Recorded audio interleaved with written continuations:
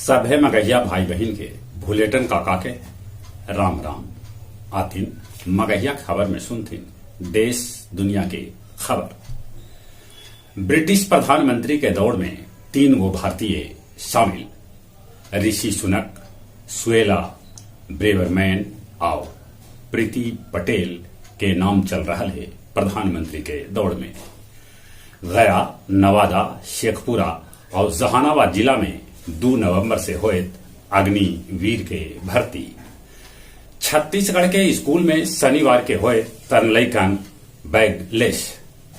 देश देशांतर मगहिया दलान अपन 71वां ऑनलाइन कार्यक्रम में काव्य संध्या के आयोजन कैल, जेकर अध्यक्षता मिथिलेश जी और संचालन कृष्ण कुमार भट्टा कैल का। थावे में बनावल जाए बिहार के पहला ऑक्सीजन पार्क। अलगे अलगे जिला में 501 एम्बुलेंस देलक बिहार सरकार। पूर्व मुख्यमंत्री लालू यादव के तबियत में होल सुधार, उखैलन खिचड़ी। दोसर बियाह कैलन पंजाब के मुख्यमंत्री भगवत मान। दिल्ली के मुख्यमंत्री अरविंद केजरीवाल पिता के भूमिका में नजर आयलन। 26 बछर पहले लोकसभा चुनाव के दरमियान मतदान अधिकारी से मारपीट करे के मामला में पूर्व सांसद और अभिनेता राज बब्बर के 2 बछर के सजाए भेटायल। नूपुर के धमकी देवे वाला नासिर के कैलक पुलिस गिरफ्तार। बालू के अवैध खनन और कारोबार रोके लेल ड्रोन के मदद ले जा सका है। रूस यूक्रेन के बीच अभियो लड़ाई जारी। ब्रिटिश प्रधानमंत्री बोरिस जॉनसन आखिरकार कंजर्वेटिव पार्टी के नेता पद छोड़लन। मंत्री सांसद सभे कैलन उनकरा से बगावत।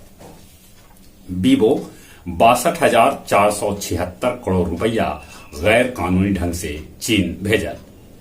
पाक चेक पोस्ट पर हुए विस्फोट, जकरा में एगो पाकिस्तानी पुलिसकर्मी के मौत के खबर। हज यात्रा शुरू हो गए। दुनिया भर के 10 लाख मुसलमान हज यात्रा में लेतन भाग। गया जी के गहलौर घाटी में प्रशासन आयोजित कैल आपके द्वार कार्यक्रम। गया जिला के आमस डाकघर में चोर कैलन हाथ साफ।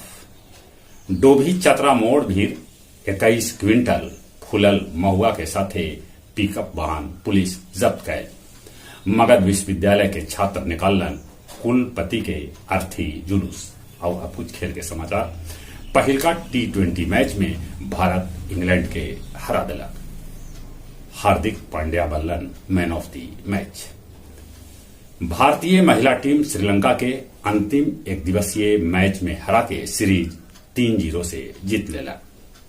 अंडर 17 बिहार के बालिका फुटबॉल टीम वापस लौटल, ओकर होल जोरदार स्वागत।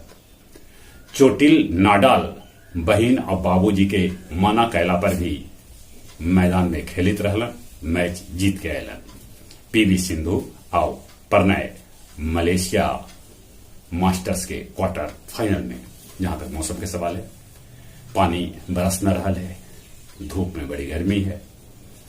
पानी बरसे के उम्मीद तो मौसम विभाग जतावा है, बाकी पानी हो इतना है।